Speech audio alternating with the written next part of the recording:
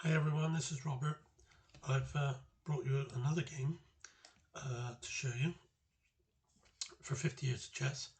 It was played yesterday and I was on chess.com, and I want to tell you about this gambit that was played against me. It's sweeping the chess world, especially with youngsters who just love this gambit. They've been playing it since they've learned about it. It's called the Alien Gambit against the Caro-Can defense.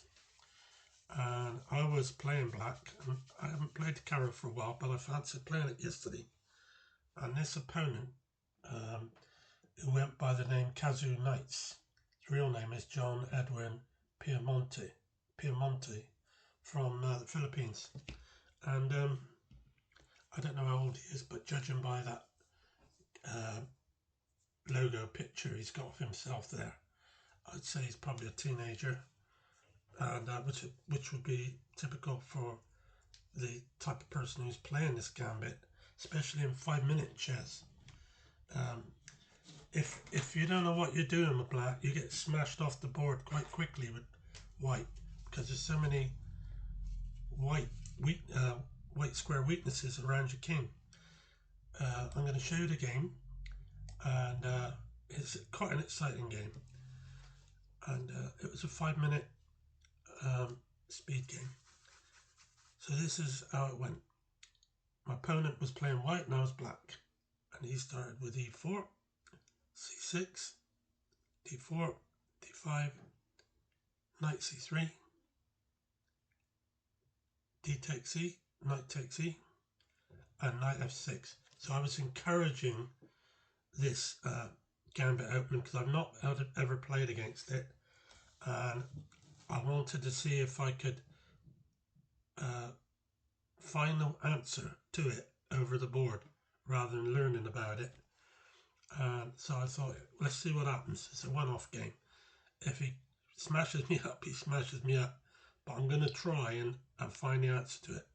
I did know white's moves in the first sort of 5-6 moves, so I knew what he was going to do, but not really what I was supposed to do.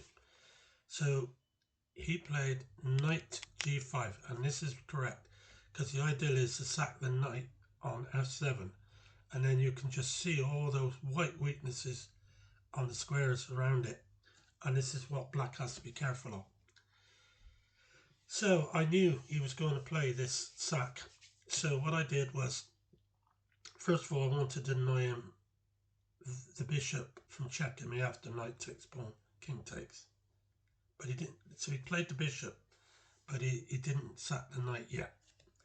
So I played h6. So I'm saying to him, if you're going to sack it now or get lost. And then there's going to be no Halloween gambit. So I threw the gauntlet down to him and he accepted it and took the pawn on f7. Very brave of him to do that, giving up a piece, not knowing for sure what's going to happen. But he obviously he knows this gambit. I had a look at his page afterwards and some of his games, and he's played it a lot and he's won with it a lot, so he's quite confident, I think. So I took the knight, and now he's played knight to f3, looking to play knight e5 at some stage. So I brought my bishop out to d6, he castled, and now I played knight into d5. This is to stop any more attacks on the e6 pawn, because if he plays rook e1 or queen e2, he would be hitting that square twice, and then a rook behind it 3 times, and so on. So what I'm expecting is he's going to be moving his knight and getting his queen out somewhere. So if he, for instance, played knight to e5 and he was able to play queen h5 check, I'd have to probably play g6 or something, and then he can take that, and that's how the gambit goes. But what I've done is denied already. I've managed to deny those white squares, especially on f5, g6. I've got them covered. And if his bishop is very important in this gambit, as well as his knight, and he's not been able to do anything with it yet. I don't know whether he's played against this before, but I'm just playing by instincts. So the game continued. Rook e1, as I thought. Now queen f6. So now every avenue of attacking me with the white on the white squares I've eliminated. There's no white square weaknesses now, and this gambit, I believe, depends on the white square weaknesses. So he played c3 just to support that pawn, and I think he wants to bring the queen out, possibly. So I played b5, attacking that bishop. I want him to take the knight so that I can go c takes d, or e takes d, and then I can maybe bring my rook across. I don't know. I'd have to see what happens. He's gone back to b3. Now I'm putting more pressure on him with with a5. I expect him to go bishop back to c2, which is not bad because he's got a nice diagonal across the b1 h7 diagonal. So he's gone back, and now brought my knight out to a6, completing my development here as quickly as I can, get my bishop out and then connect the rooks. Bishop d2, sorry. So I went bishop into d7, and he put his knight in onto e5. That's a really good place to have a knight. It's great encampment, but I'm not going to allow him to leave it there. If he gets f4 in as well, that would be difficult. So I chopped it off, and he retook with the pawn. He's taken with the pawn. He wants to shift my queen. He's also looking to get queen h5 in check, but he can't do anything with that at the moment. It's my go, but you can see where he still has a reasonable attack going here for the piece with queen h5. If I play g6, it's got queen and bishop on it, and if my queen's not there to stop this, I'd be in trouble. So I brought my queen out to h4. Again, this stops a queen h5 check. He can play queen f3 check, but I can just move away to e7. I should be okay. So he played queen f3, king e7, and that's good for me because I'm threatened now, rook f8. So he's played g3, attacking the queen.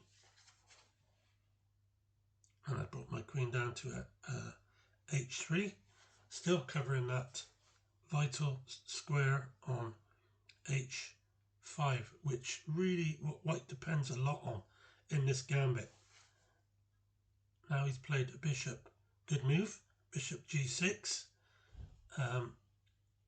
attacking that square f7 where he can check me and I'll be in a lot of trouble. So I brought a rook across from a8 to f8, and I think I'm winning, not just on material, being a piece up, but I think I got a good position here, really good position. I got a great knight in the center, my bishop and knight on the other side are all there to guard the pieces, and my queen's holding up his chances of grabbing that h5 square.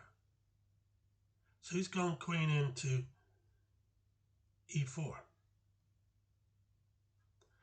Now I made a mistake here. I shouldn't have played this knight move.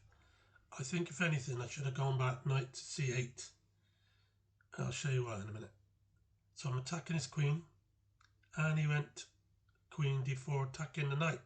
This is why, because I've now got to move the knight. And I don't like being forced to move. I like to be the one who forces opponents to move. And so I went back and I thought, yeah, I should have gone knight c7. But at this stage now, our time is really going. we've got less than about 15-20 seconds left, maybe 30 seconds max each. So he played bishop now, attacking the knight. He also wants to come back with a bishop to g2 to try my queen away, I think. So I now did the move I should have played, knight a6 back to c7, and he's gone bishop g2, and I brought my queen out, threatening his f2 pawn. So I've got a really good position here. If he took my knight, I can retake it with my knight, and it's really good. But he has got check here, and I can't do anything about that. That was because of a situation I found myself in earlier. So I've gone back king to d8, and he's going to give up that bishop for the knight. I know he is at some stage. So he's brought the rook to a1 to d1, and I'm pushing my pawn now to open up his king side if I can. Now he's played b3. He's going to try and move my knight with c4, pawn takes, and then the knight has to move. And I don't have anywhere except e7 to go with it. So he will have an attack going against my bishop on d7, which will be pinned if he moves his bishop. So I pushed on with my pawn, and he's played c4 just as I expected. So I brought my knight back. I don't want to open up with pawn takes pawn. That'd be very weakening. So now he's surely going to have to move the bishop. He's gone bishop takes c6. So he can do this because if I play bishop takes, he's got a discovered attack with bishop takes a5, I think, and then he's checking me. And also maybe he can play bishop to g5 with a check. So he'll be hitting my knight on e7 with the queen and the bishop. Yeah, that would be getting his piece back. So I took it. I said, right, let's see what you're doing. And he played that. He played bishop g5. So I have to defend that, but I can't at the moment because of my situation with the check. So I played king c8. This game is getting really wild. It's about 3 seconds, I think, for him. No, around about 2 or 3 seconds for me, and about 3 or 4 seconds for him. So we're just instinctively playing now. We're not even calculating anymore. Bishop takes knight. He regains his piece. I play rook f7, attacking that bishop. And then he takes my bishop on c6. And here is where I really blew the game. I won game. I took the bishop, still a piece up, but just after I took this, his clock went and he lost. But I think I'm holding on, just about holding on to win this game. But he's going to go pawn takes pawn, as you can see, on c5 and then try and push on to b6. So it's not easy for me. And I would need to move my king probably to b8. Not sure. And then maybe he's coming down with rook to d7. I don't know. But I'm going to show you where I went wrong. If we just go back, there we are. I took the bishop. Had I had played pawn takes g3, he's got rook check, rook takes rook, bishop takes rook, and then I go queen check. it's all over. You can only go in a corner and then it's mate. That's what I missed. I saw this after the game. On chess.com, you have a chess coach AI character, and it explained to me that I missed the mate because of rook takes bishop, but it wasn't taken into account that I had no time left. I played the rook up, queen takes bishop, and then pawn takes pawn after I took the bishop. So here we are. That was the game. That's how it finished. I won on time, so I did win anyway, but I missed a good chance to win in a more fair way. I say fair because I know it's fair when you win on time, but it's not the way you want to win. You want to win it by outplaying the player completely. But that was my first ever encounter against the Alien Gambit, and it's such a popular gambit right now. All the kids love it. They play it all the time, and because they like the smash bang wallop chess of beating up an old guy like me. But my experience, instincts are what won this for me, because I knew by what I saw of it, all the weaknesses were on the white squares. That's where I had to concentrate on protecting my king, and it kept him at bay. So thanks for watching. I hope you enjoyed this game, and I will bring you more games.